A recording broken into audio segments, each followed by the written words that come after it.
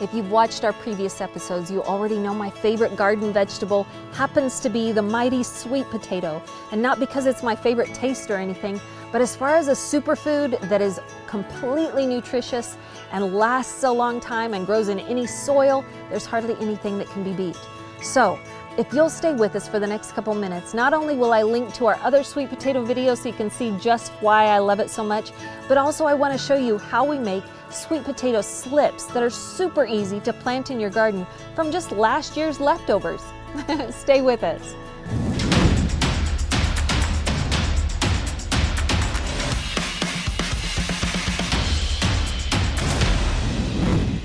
I want you to come over here and look right into my basket. This is my favorite garden basket that I collect the sweet potatoes with each year.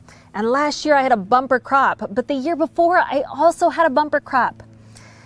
This is kind of what they look like when I put them into the basket. But over time they start getting a little bit tired looking and they start sprouting. Let me show you a few of these, okay? If they have grown in poor soil like these did, they get a little gnarly in their shape. And I have a lot of good examples of that. But what happens over time as they sit in the basket, this is last year's. I'll show you one from 2 years ago here in a minute. But it grows these delightful little startlets of new plants. All I have to do to make this grow is literally cut off a little portion of this sweet potato, kind of let it dry just a little bit so that that end on it is not still raw, and put it in the ground. And whatever these shoots are that have begun to grow will proliferate, will multiply, and you'll have multiple sweet potatoes. But an even better way to do it is to start your own slips.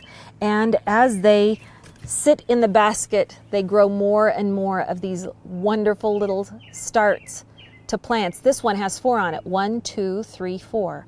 And it's super easy for me to take these off and form my own slips. Get in here close and I'll show you exactly how I do that. I've got some just regular water right here, and I'm going to carefully loosen one of these little spots right off the potato. You'll notice it doesn't have any roots on it yet, but it was drawing from the potato itself. I'll put that down into some water, and that's a pretty short one. We'll get some longer ones going here. But if I'm very careful and just pull it right off, you'll see it has just an orange tip on it from just a smidgen of the sweet potato that it's pulled with it. But I'm going to set that down into some water, and I'm going to do that over and over again with each of the slips that have started themselves from my sweet potatoes. Now, incidentally, I have one in here I wanted to show you. It's hilarious. This is one of the very long-standing ones. This is from 2 years ago, and you'll see the sweet potato itself has dried up. Even at its end of its life, even when I take these off and get them started in the garden, this will produce more until it's completely dried up. But even then, all I have to do is make sure it's completely dry and grind it up and use it as sweet potato powder that I can put in all kinds of soups or make a sweet potato flour with for some different recipes. But for now, let's just carefully, slowly harvest, very gently, each one of those slips that have started. And I'll put it down in some water. You can notice it has some little tiny baby leaflets that have grown here and there. But those are going to get more and more over time. Now, let me finish this and I'll show you some that I have had sitting for about a week. Let me set this basket out of the way for a moment and show you exactly what these look like after about 8 to 10 days. I've let these set kind of on a countertop near a window so that the light could spill over the top half of them while the bottom half was kept in a slightly darker environment. But what happens is they sprout all these wonderful little rootlings, and look at that. There we have a perfect slip ready to be planted. Now, incidentally, I've got a hay bale garden going this year, and I'll show you here in just a moment how to plant these out in your hay bale garden, but it's just as easy. You can probably guess how to put them down in dirt wherever you are, or sand or gravel or whatever you've got to work with to get your own sweet potatoes this year out of your garden area. Incidentally, this year I'm making a straw bale garden, and that's fantastic for just about anything that you want to plant in it. Today we're planting the sweet potatoes, and they grow well in the straw, but I just want to remind you that they won't be quite as large and bombastic in size as they would if they were planted right in the hard dirt. They kind of like the pressure of the hard earth and press against it and grow big and fat under the ground, but I know they're going to be just fine in the straw bales. Now, to do this, what I'm going to do is just dig a hole out of the straw bale. I want them to be about a foot apart, so I'm going to literally only plant 3 slips per hay bale or per straw bale. I'm going to dig a hole about 4 to 6 inches deep. The mix of soil I've got today happens to be just about half peat moss, half topsoil, and some random coffee grounds from the kitchen that I've stirred in very well with it together.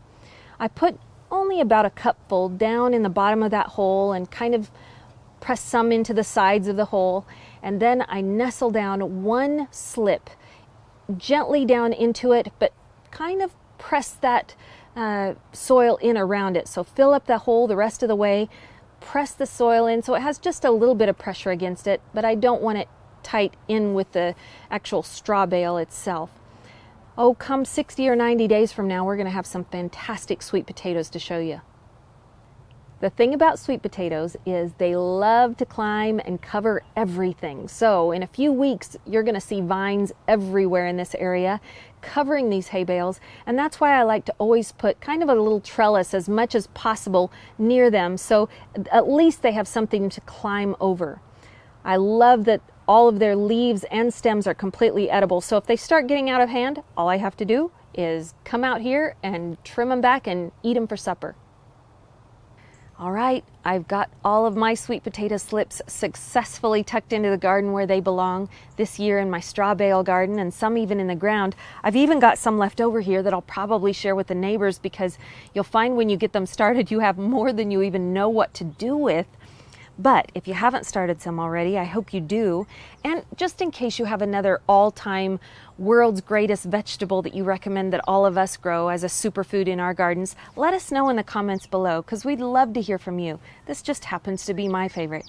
All right, until I see you again, take the time to subscribe and hit the bell if you haven't already. Share this video with someone you love that will be helped by it. And take the time to intentionally go out and be a blessing to someone today. We'll see you next time.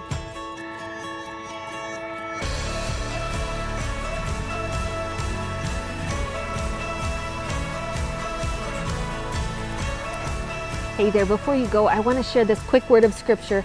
This is out of the Holy Bible, the book of Matthew, chapter 6, and it's verses 33 and 34.